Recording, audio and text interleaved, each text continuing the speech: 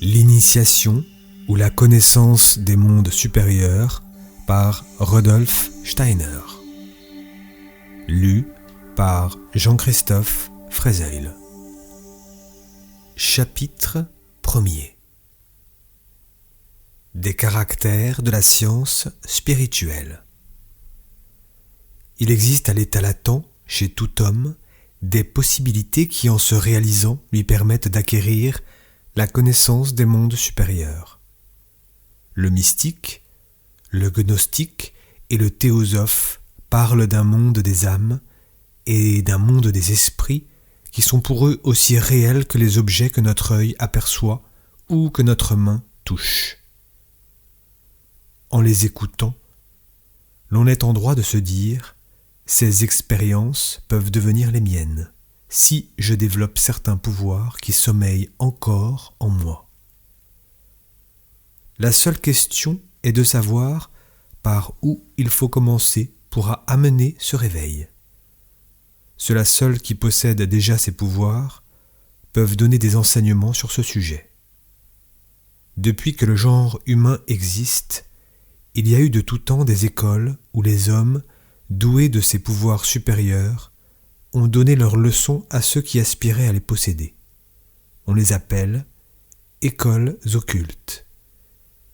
Et l'enseignement qui s'y donne se nomme enseignement occulte. Cette dénomination provoque souvent un malentendu.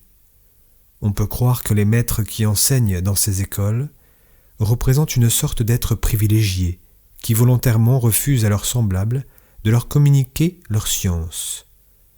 Peut-être pense-t-on aussi que derrière cette science, il n'y a rien de bien sérieux.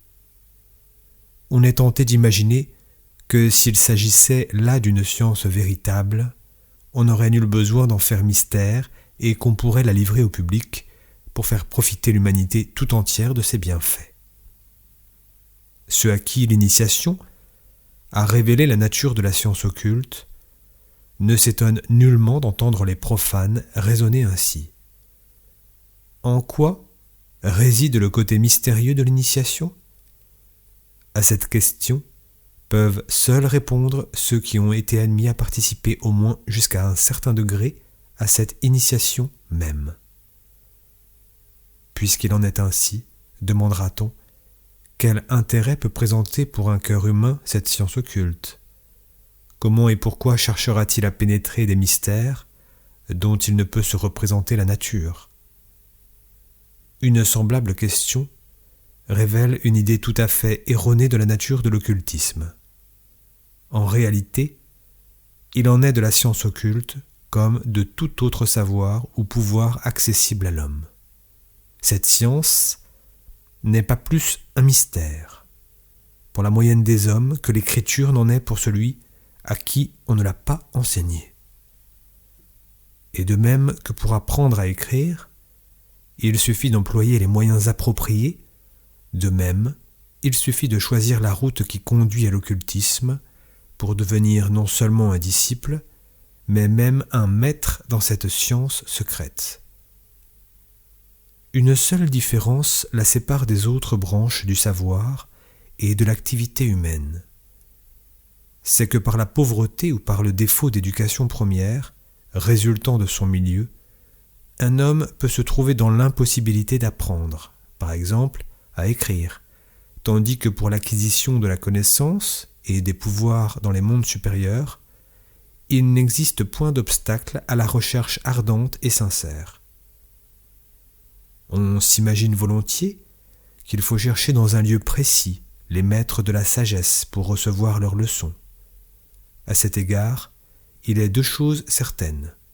Tout d'abord, celui qui aspire avec ardeur à la connaissance ne reculera devant aucun effort, devant aucun obstacle, pour chercher l'initié capable de lui découvrir les mystères de l'univers. D'autre part, soyez persuadés que l'initié saura surmonter toutes les difficultés pour rencontrer le chercheur en qui il aura constaté un effort sincère et méritoire. Il existe en effet, parmi les initiés, une loi sévère qui les empêche de refuser à aucun homme la lumière à laquelle il a le droit de prétendre. Mais une loi non moins sévère leur interdit de livrer une parcelle quelconque de la science occulte à ceux qui n'en sont pas dignes. Et un initié est d'autant plus parfait qu'il observe plus strictement ces deux lois. L'ordre auquel appartiennent tous les initiés est entouré d'un retranchement. Ces deux lois sont le ciment qui assure la solidité de ce retranchement. Vous pouvez être l'intime ami d'un initié. Ce rempart vous séparera de lui aussi longtemps que vous ne serez pas initié vous-même. Vous pouvez posséder tout son cœur, toute son affection. Il ne vous confiera son secret que quand vous serez mûr pour le recevoir. Vous pouvez le flatter, vous pouvez le torturer, rien ne pourra le déterminer à vous livrer une chose qu'il sait ne pas devoir vous livrer parce que votre degré d'évolution ne vous permet pas d'accueillir cette révélation comme il convient. Les chemins que doit parcourir l'homme pour acquérir la maturité nécessaire à ces révélations sont décrits avec précision. Ils sont éternellement tracés en lettres de feu dans les temples, où les initiés conservent précieusement ces augustes mystères. Dans les temps qui ont précédé notre histoire, ces temples étaient visibles aux yeux des hommes.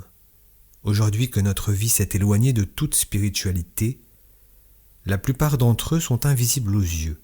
Pourtant, ils existent partout. Et quiconque les cherche peut les trouver. C'est dans son âme seule que l'homme découvrira le moyen d'ouvrir les lèvres des initiés. S'il développe en soi certaines qualités, les trésors de la sagesse lui seront communiqués. Avant tout, l'âme doit dès le début faire preuve d'une disposition fondamentale. La période où elle acquiert se nomme, dans le langage occulte, le sentier du respect ou de la dévotion, et elle est indispensable à celui qui veut devenir un étudiant de la sagesse occulte. Des expériences intérieures nous font savoir quelles sont les dispositions que l'on remarque dès leur enfance chez ceux qui sont destinés à devenir plus tard des occultistes. Il existe des enfants qui regardent avec une sainte vénération certaines personnes. Ils éprouvent pour elles un respect profondément enraciné dans leur cœur qui fait taire toute pensée de critique ou de contradiction. Ces enfants, quand ils sont devenus des jeunes gens ou des jeunes filles, ressentent comme un bienfait d'avoir quelque chose à respecter. C'est parmi eux que se recrutent la plupart des étudiants de l'occultisme. Vous êtes-vous arrêté parfois sur le seuil d'un homme que vous vénérez, et avez-vous, à cette première visite, ressenti comme une religieuse émotion au moment de frapper à cette porte et d'entrer dans ce sanctuaire? Vous pouvez considérer le sentiment que vous avez alors éprouvé comme le germe des dispositions que doit avoir l'occultiste. C'est un véritable bonheur pour l'être en voie de croissance de connaître ses sentiments.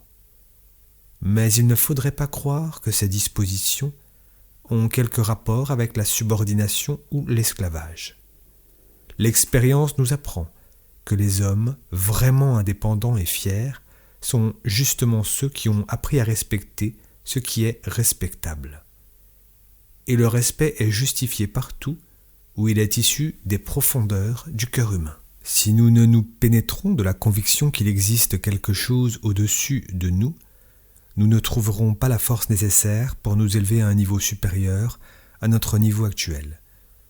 L'initié n'a pu conquérir la force de gravir les sommets de la connaissance que parce que son cœur a su s'abaisser dans le respect et la dévotion.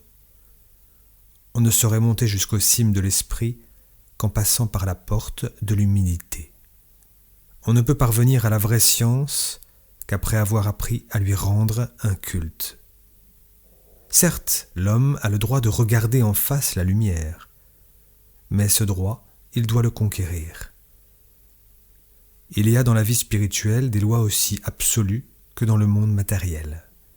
frotter une tige en verre avec une substance appropriée et elle acquiert le pouvoir d'attirer des objets de faible dimension. Ce phénomène est le fait d'une loi naturelle que connaît tout physicien. De même, on n'ignore pas, pour peu que l'on connaisse des éléments de l'occultisme, que tout sentiment de vraie dévotion développe dans l'âme une puissance qui doit la conduire tôt ou tard sur le sentier de la connaissance.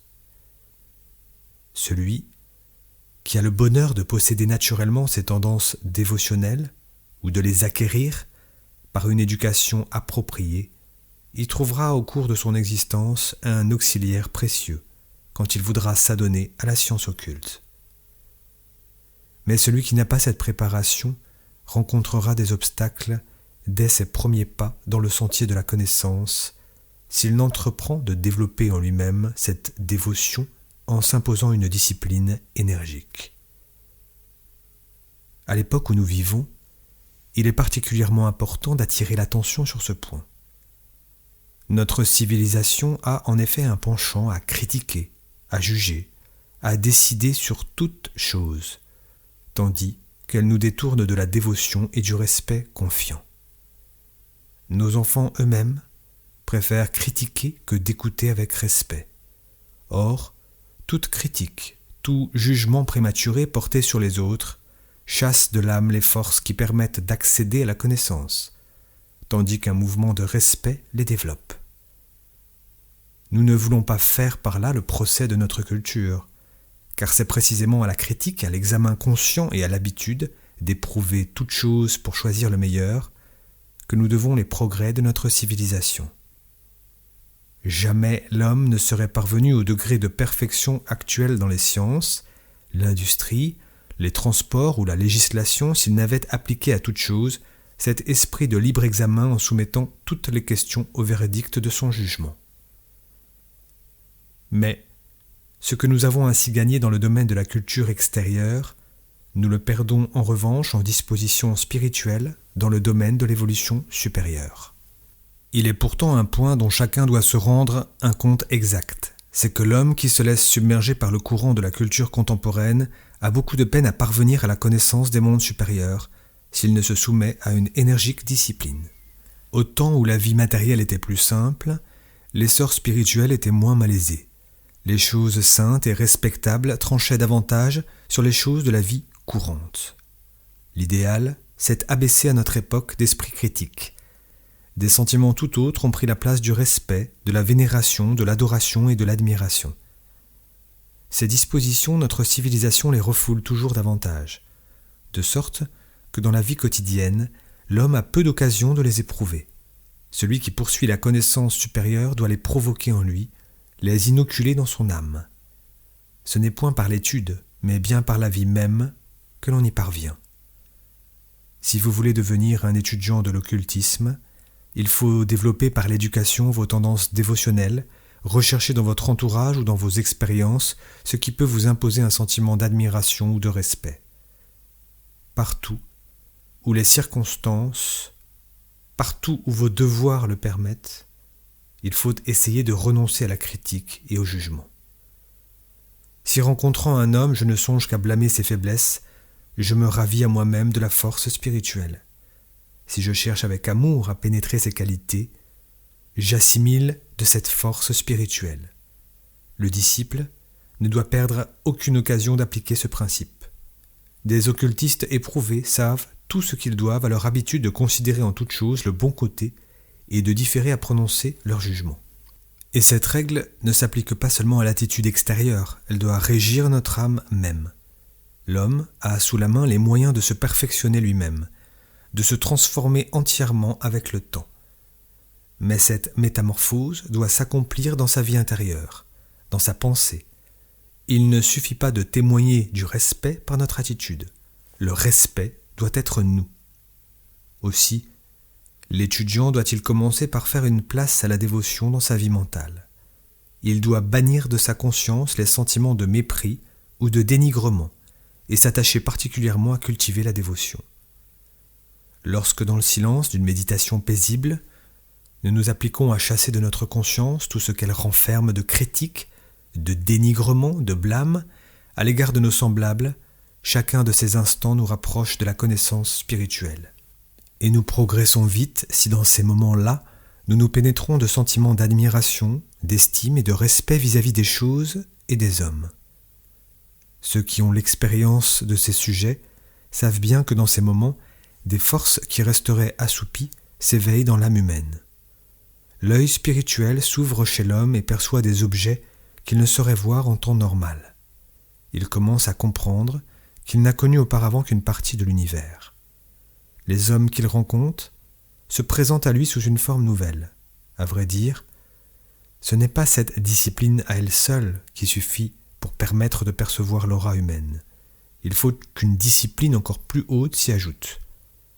Mais pour s'élever jusqu'à ce niveau, il faut avoir énergiquement développé les sentiments dévotionnels. L'entrée du disciple dans le sentier de la connaissance s'accomplit sans bruit, à l'insu de tous. Personne ne remarque un changement extérieur chez lui. Il accomplit ses devoirs comme auparavant. Il s'occupe de ses affaires comme précédemment. La transformation se passe uniquement dans son âme, à l'abri des regards. Tout d'abord, la disposition fondamentale de la dévotion rayonne dans toute sa vie sentimentale et constitue le centre de sa vie intérieure. De même que le soleil vivifie de ses rayons tous les êtres vivants, de même chez le disciple, la dévotion vivifie tous les sentiments. Au début, l'homme a de la peine à croire que des sentiments tels que le respect ou la vénération aient quelque chose à faire avec sa faculté de connaître. Cette erreur vient de ce qu'on est généralement enclin à considérer la connaissance comme une faculté en soi, indépendante de tous les autres éléments de la vie intérieure. On ne songe point que c'est précisément dans l'âme que réside cette faculté de connaître et que les sentiments sont pour l'âme ce que les aliments sont pour le corps. Si l'on donne au corps des pierres à manger au lieu de pain, son activité meurt. Il en est de même pour l'âme. Le respect, l'estime et la dévotion sont des substances qui la nourrissent, qui la rendent saine et vigoureuse, et par-dessus tout, vigoureuse dans sa faculté de connaître. Au contraire, le mépris, l'antipathie, le dédain vis-à-vis des choses respectables ont pour effet de paralyser et de désagréger les pouvoirs de la connaissance. L'occultiste peut vérifier ce fait par l'examen de l'aura humaine. L'assimilation de sentiments de respect et de dévotion provoque un changement dans l'aura. Certains éléments teintés de rouge tirant sur le jaune ou sur le brun disparaissent et sont remplacés par des rouges nuancés de bleu. Par suite, le rayon de la perception s'étend. Elle est impressionnée par des objets environnants, dont elle n'avait précédemment aucune notion. Car la dévotion éveille dans l'âme une force sympathique, capable d'exercer une attraction sur certaines qualités des êtres environnants, qualités qui autrement demeureraient cachées. Les effets de la dévotion sont encore plus actifs si un autre ordre de sentiments vient s'y ajouter. Il s'agit pour l'homme de ne plus se livrer dans une mesure aussi large aux impressions du monde extérieur, mais de développer par contre en soi-même une vie intérieure plus active. Un homme, toujours à la poursuite de sensations nouvelles, à la recherche de divertissements, ne saurait trouver le chemin de la science occulte. On ne demande pas aux disciples de devenir insensibles au monde extérieur, mais il faut que sa vie intérieure prédomine et lui serve de directrice quand il se livre aux sensations extérieures. Par exemple, un homme dont l'âme est enrichie de sentiments cultivés par lui éprouve tout autre chose en contemplant un beau paysage que l'homme dont la vie intérieure est indigente. L'un fait un voyage en mer sans ressentir autre chose que de très rares impressions. Un autre à sa place entendra la parole de l'esprit universel et les énigmes de la création se dévoileront pour lui. Il faut avoir appris à faire état de ses sentiments et représentations personnelles, si l'on veut établir entre l'âme et le monde extérieur des relations fécondes. Le monde extérieur, dans tous ses phénomènes, déborde d'une beauté divine, mais il faut avoir connu en soi le divin par une expérience vécue pour la découvrir dans son entourage. L'étudiant devra s'attacher à se réserver des moments de calme et de solitude pour se plonger dans la réflexion. Mais ces instants ne seront pas consacrés à ses affaires personnelles, ce qui aurait des effets contraires à ce qu'il doit chercher. Il doit, dans ses méditations, laisser librement résonner en lui l'écho de ses expériences passées et des impressions reçues du monde extérieur, fleurs, animaux, actions. Toutes choses lui dévoileront dans le silence des secrets insoupçonnés. Et de la sorte, il se prépare à accueillir les sensations futures que lui réserve l'univers avec des dispositions toutes nouvelles. Celui qui, dans le défilé ininterrompu des sensations, ne recherche que la jouissance passagère, voit ses pouvoirs de connaître s'émousser progressivement. Il faut qu'il s'accoutume à ne pas seulement revivre par la pensée la sensation de jouissance elle-même, mais surtout à faire fructifier par son activité intérieure le contenu de la jouissance, en évitant de rechercher dans ce travail une simple prolongation de son plaisir. Il y a un grave et périlleux écueil. C'est qu'au lieu de travailler réellement sur soi-même, on tente au contraire d'épuiser après coup la jouissance passée. Il ne faut pas dissimuler qu'il existe là pour l'étudiant des sources d'erreurs à perte de vue. Il faut qu'il aille son chemin au travers de tentations multiples. Tout conspire à endurcir son moi, à le renfermer en lui-même, et il doit au contraire l'ouvrir largement aux forces universelles. Il a le devoir de rechercher la jouissance, car elle peut seule l'unir au monde extérieur. Si son âme s'émousse et se ferme à la jouissance, elle est comme une plante impuissante à tirer de son entourage les sucs nourriciers.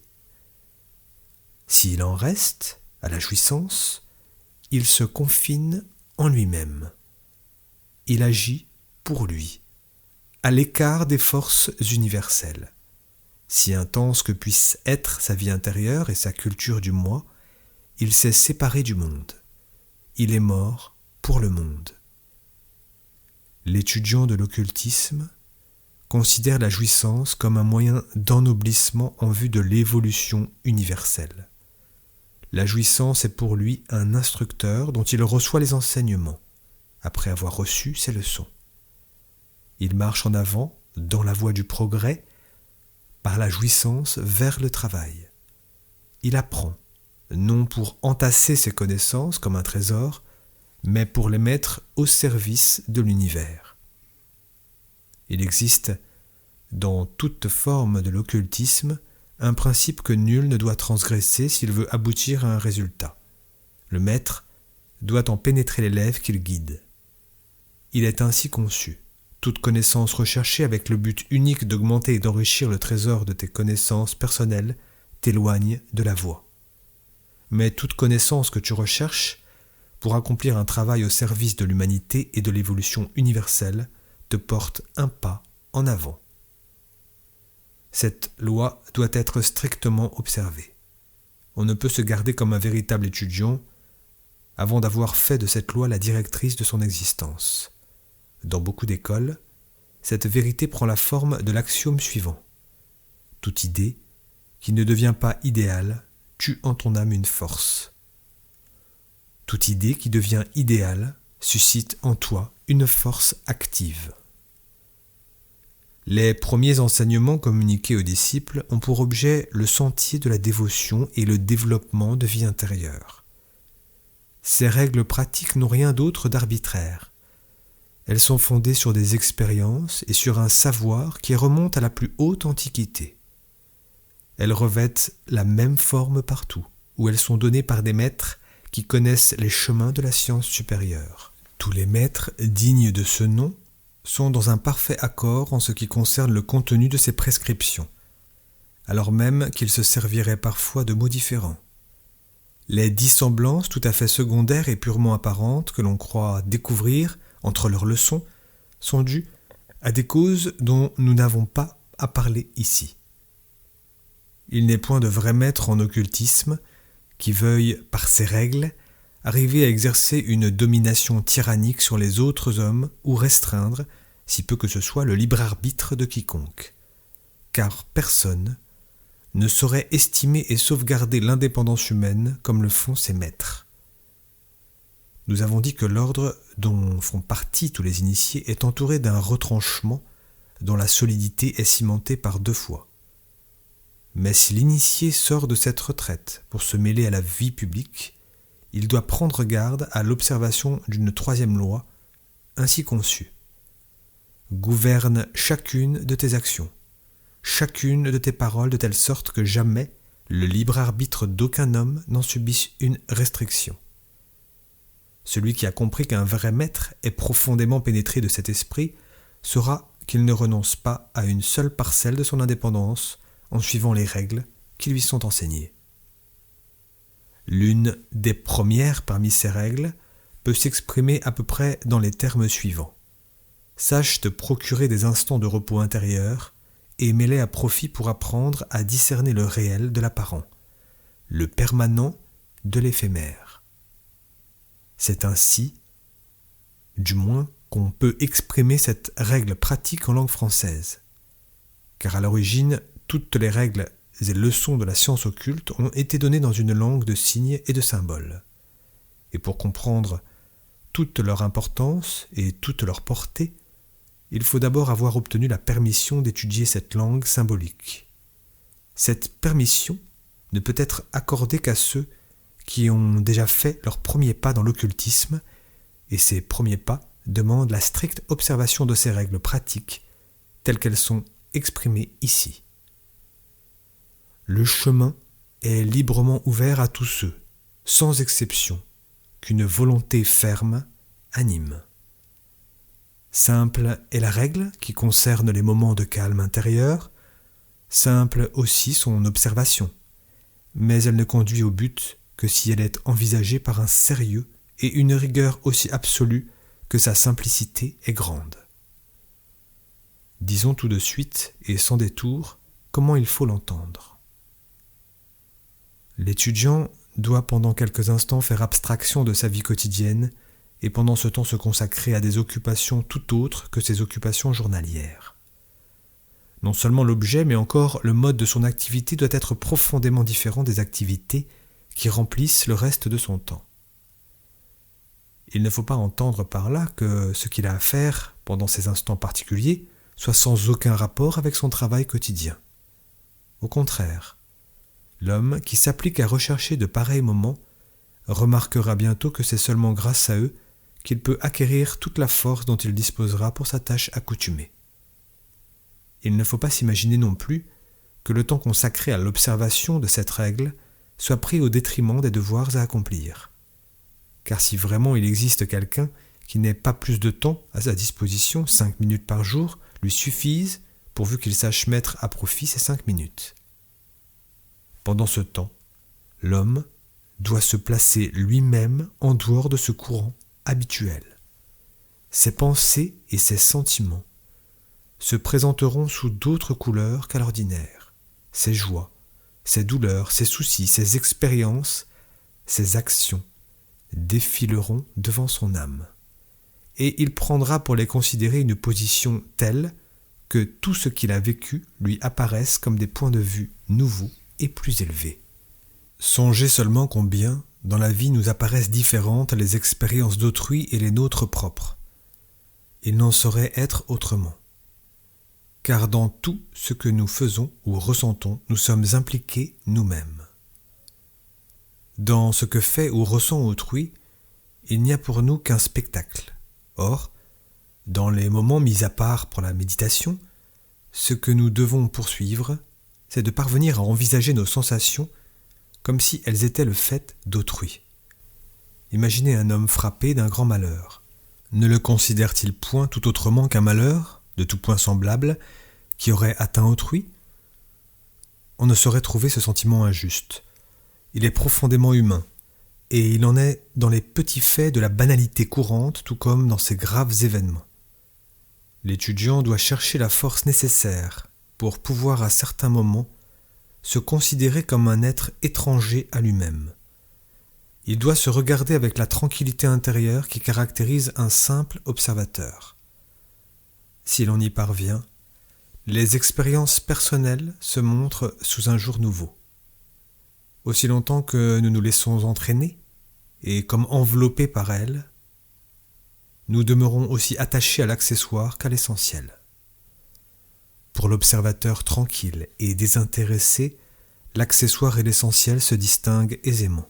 Joie et tristesse, chaque pensée et chaque volition apparaissent autres si on les considère de ce point de vue. De même, si vous avez pendant toute la journée parcouru une contrée et contemplé de près toutes les parties grandes ou petites du paysage, et que le soir venu vous gravissiez une colline voisine pour jouir d'un coup d'œil d'ensemble, alors les rapports réciproques de tous les éléments qui constituent ce paysage vous apparaissent tout autres que quand vous cheminiez au travers. Ce qui fait le prix de cette contemplation tranquille de soi-même, c'est beaucoup moins ce que vous y découvrez que le fait d'avoir su trouver en vous la force d'évoluer ce calme intérieur. Car en tout être humain, il existe, à côté de l'homme que l'on peut appeler l'homme de tous les jours, un autre homme plus élevé que le premier. Cet homme supérieur reste assoupi, jusqu'à ce que l'on ait pris la peine de l'éveiller, et c'est vous seul qui avez le pouvoir de l'éveiller en vous-même. Aussi longtemps qu'il n'est point devenu actif, les pouvoirs supérieurs qui conduisent à la connaissance suprasensible ne sauraient se manifester. La force qui donne naissance au calme intérieur est une puissance magique qui libère en nous certains pouvoirs occultes. Aussi longtemps que l'on n'a pas ressenti cet effet magique, il faut persévérer dans l'observation intégrale et stricte de la règle énoncée plus haut. Et pour tous ceux qui persévèrent ainsi, vient un jour où la clairvoyance spirituelle illumine les choses environnantes et où des yeux nouveaux, dont ils n'avaient point soupçonné l'existence, voient surgir un monde nouveau.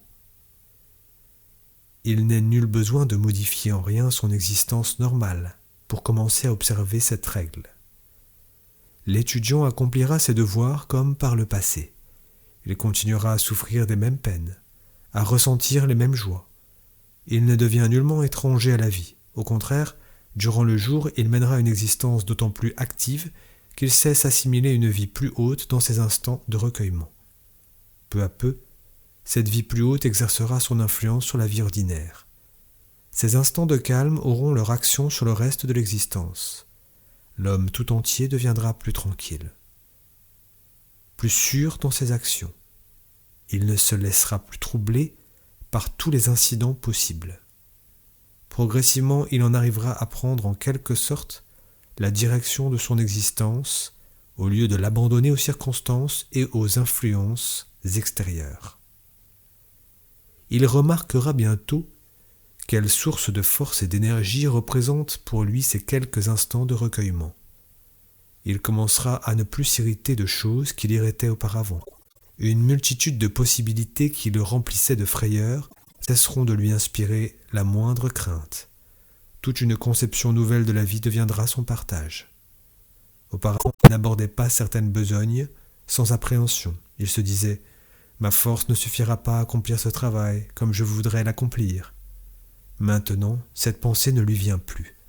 Une pensée tout autre a pris sa place. Il se dit « Je veux rassembler toutes mes forces pour mener cette besogne aussi bien qu'il m'est possible de le faire. » Et il étouffe les pensées qui le rendaient autrefois craintif, car il sait que c'est précisément cette appréhension qui peut l'inciter à mal remplir son devoir, et qu'en tout cas elle ne saurait exercer aucune bonne action sur son travail. Ainsi, se glissent successivement dans la conception de la vie chez le disciple des pensées fécondes et bienfaisantes, remplaçant les pensées qui précédemment le paralysaient et l'affaiblissaient. Ainsi, il commence à conduire sa barque sur l'océan de la vie d'une main sûre, alors qu'auparavant il la laissait ballotter par les vagues.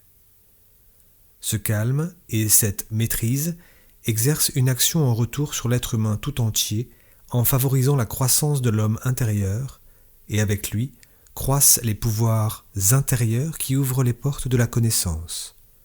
En progressant dans cette direction, le disciple parvient peu à peu à déterminer lui-même l'action qu'il permettra aux impressions extérieures d'exercer sur lui. Il entend par exemple un mot, par lequel quelqu'un veut le blesser ou l'irriter. Avant ces exercices, il se serait blessé ou se serait irrité. Maintenant qu'il est entré dans le sentier de l'occultisme, il est à même d'enlever à ce mot son aiguillon blessant ou irritant, avant de l'avoir admis à pénétrer dans sa conscience. Prenons un autre exemple. Celui d'un homme qui s'impatiente aisément quand il faut attendre.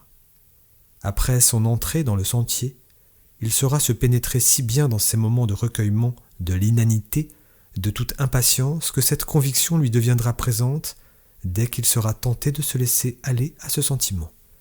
L'impatience, qui voulait s'emparer de lui, disparaît. Et le temps qui aurait été dissipé par les représentations frivoles de l'attente sera rempli peut-être d'observations intéressantes et fructueuses. Pour nous rendre bien compte de la portée exacte de toutes ces remarques, il faut songer que dans l'homme le moi supérieur est en constante évolution, mais que c'est seulement par le calme et la sûreté que l'on peut assurer à cette évolution une régularité normale. Les remous de la vie extérieure viendraient de toutes parts refouler l'être intérieur si l'homme se laissait dominer par cette vie au lieu de la dominer lui-même. Il en est de lui comme d'une plante qui doit pousser aux fentes d'un rocher. Elle dépérit jusqu'à ce qu'on lui donne de l'espace. Or, il n'est point de forces extérieures qui puissent donner de l'espace au moi intérieur. Seul, le calme intérieur qu'il crée dans son âme peut produire cet effet. Les circonstances extérieures ne peuvent modifier que sa situation par rapport au monde extérieur. Jamais elles ne sauraient éveiller l'homme spirituel. C'est en soi-même et par soi-même que le disciple doit engendrer un être nouveau et plus élevé. Cet homme supérieur devient par la suite le souverain qui, d'une main sûre, dirige la conduite de l'homme extérieur. Ainsi, aussi longtemps que l'autorité appartient à l'homme extérieur, cet être intérieur est son esclave et ne peut développer ses forces. S'il dépend d'un autre que moi-même de m'irriter, je ne suis pas mon maître, ou pour mieux dire, je n'ai pas encore trouvé le maître en moi. Je dois évoluer le pouvoir de ne me laisser impressionner par le monde extérieur que dans la mesure déterminée par moi-même. C'est alors seulement que je puis devenir un disciple de l'occultisme.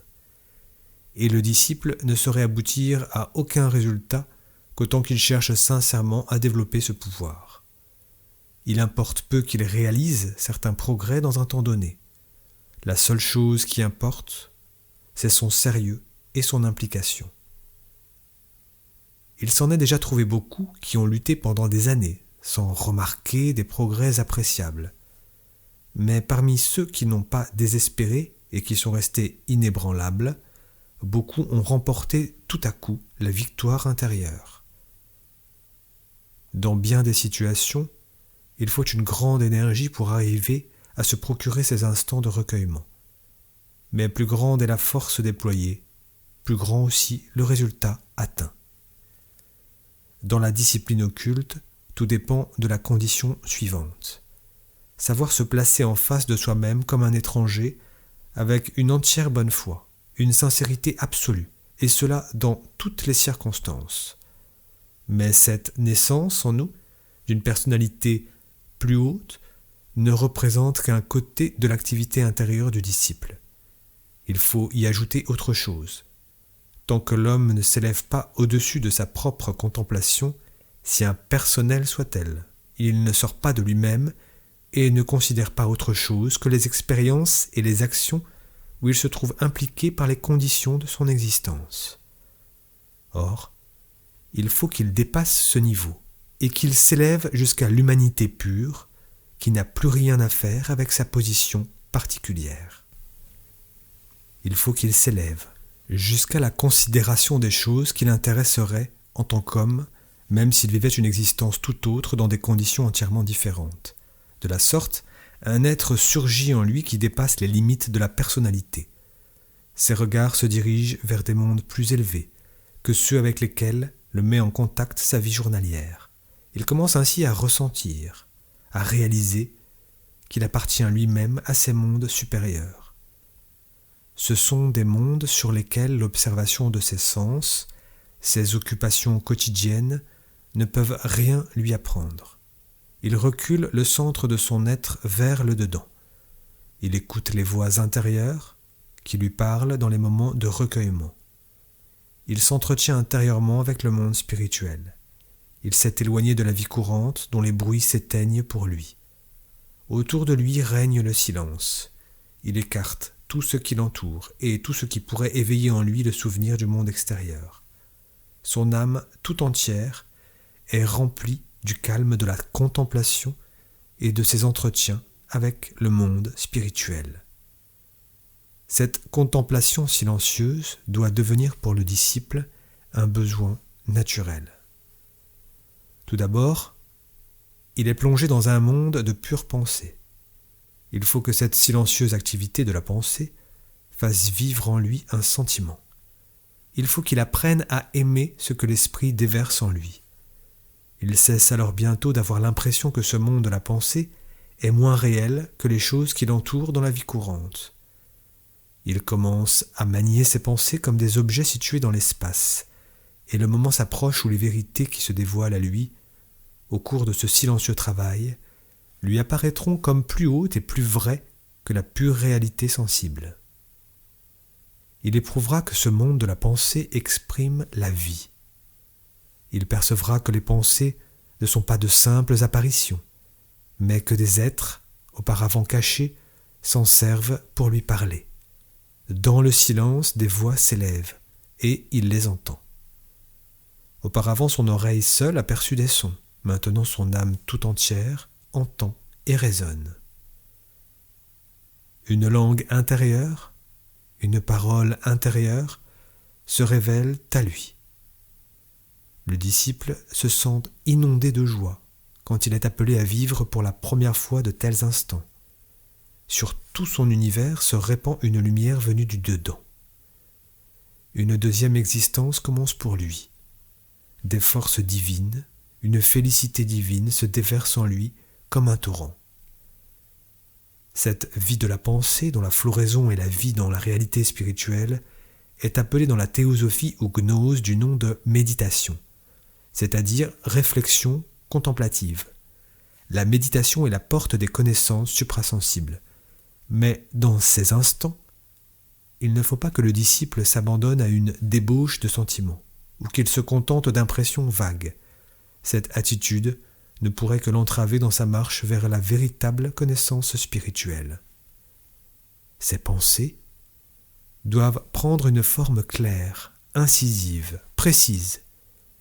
Il trouvera dans cet effort un point d'appui, s'il ne se contente pas de se livrer aveuglément aux pensées qui peuvent surgir en lui, mais s'il se pénètre au contraire des pensées élevées que des hommes spirituellement évolués ont conçues jadis dans leur méditation. Comme point de départ, il n'a qu'à prendre les écritures qui sont issues des révélations dues à des méditations semblables. Il trouvera ces textes chez les gnostiques, chez les mystiques ou dans la littérature théosophique contemporaine. Ils lui donneront la substance de sa méditation. C'est dans ces écritures que le sage a consigné les pensées de la science divine et qui les a transmises au monde par l'intermédiaire de ses disciples. Ces méditations opèrent une transformation complète chez le disciple. Il commence à se former des représentations toutes nouvelles de la réalité, et toute chose acquiert pour lui une autre valeur. Mais cette métamorphose, répétons-le, ne le rendra pas étranger à la vie, et ne l'éloignera en aucun cas de ses devoirs quotidiens. Car il apprendra à constater que la moindre de ses actions, la moindre de ses expériences est reliée aux êtres et aux forces les plus considérables de l'univers. Quand ce rapport est devenu clair au regard de sa contemplation, il se rend à ses occupations journalières avec une énergie nouvelle, car il sait maintenant une chose, c'est que ses travaux et ses souffrances lui sont imposés pour des raisons qui touchent aux plus grandes lois de l'univers, la force de vivre et non la lassitude de vivre. Voilà ce qu'engendre la méditation. Le disciple traverse l'existence d'un pas assuré. Quoi qu'elle lui apporte, il reste debout. Il ne savait pas autrefois pourquoi il travaillait ni pourquoi il souffrait. Il le sait maintenant. Il faut remarquer que cette activité méditative conduit plus sûrement à son but si elle est pratiquée sous la direction d'hommes expérimentés et sachant par eux-mêmes comment il faut agir au mieux. Cherchez donc le conseil et les enseignements de ces guides avisés. Certaines philosophies les appellent des gourous. Ce qui ne serait sans eux que tâtonnement devient sous leur direction un travail précis et fécond.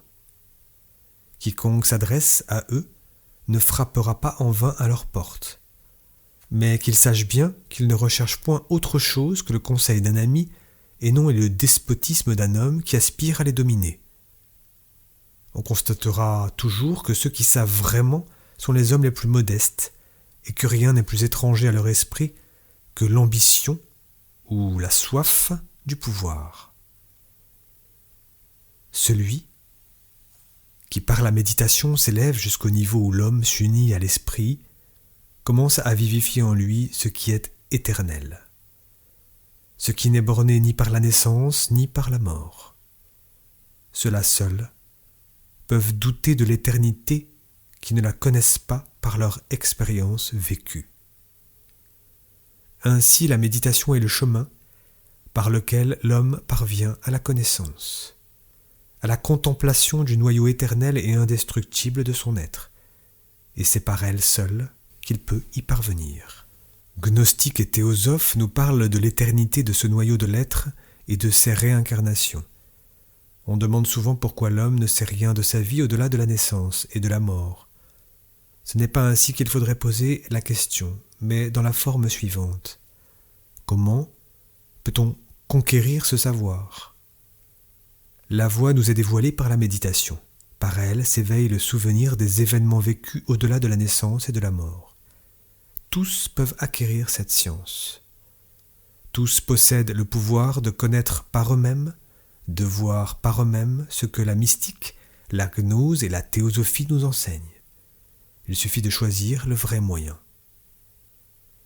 Seul un être pourvu d'yeux et d'oreilles peut percevoir les couleurs ou les sons. Et l'œil lui-même ne saurait rien percevoir s'il n'a point la lumière qui rend les objets visibles. La science occulte donne le moyen de développer les organes spirituels et de faire briller la lumière spirituelle. La discipline qui y conduit se divise en 3 étapes. Premièrement, la préparation, qui développe les sens spirituels. Deuxièmement, l'illumination, qui allume la lumière spirituelle. Troisièmement, l'initiation, qui permet d'entrer en relation avec les hautes entités spirituelles. Nous traiterons dans les prochains chapitres de ces 3 étapes. Les communications qui suivent proviennent d'une source occulte, dont nous ne pouvons pour l'instant préciser ni le nom ni la personnalité. Elles se rapportent aux 3 étapes par lesquelles l'école à laquelle se rattache cette tradition conduit les disciples jusqu'à l'initiation. Mais on ne trouvera dans les pages qui suivent que ce qu'il nous est permis de dévoiler dans un ouvrage destiné à la publicité. Ce sont de simples indications, puisées dans un enseignement bien plus profond. Dans les écoles occultes, l'enseignement suit un cours fixé d'avance et certaines études ont pour objet d'amener l'âme humaine à des rapports conscients avec le monde spirituel. Ces dispositions, comparées aux communications qui vont suivre, en diffèrent autant que l'enseignement donné dans une école régulière diffère de l'instruction occasionnellement distribuée au hasard des conversations et des promenades.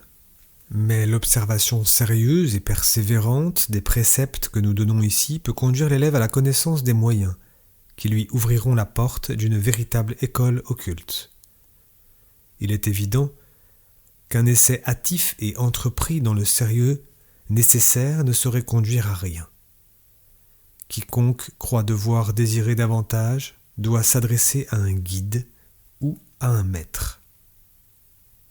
Les étapes indiquées par la tradition en question sont les 3 étapes ci-dessous mentionnées.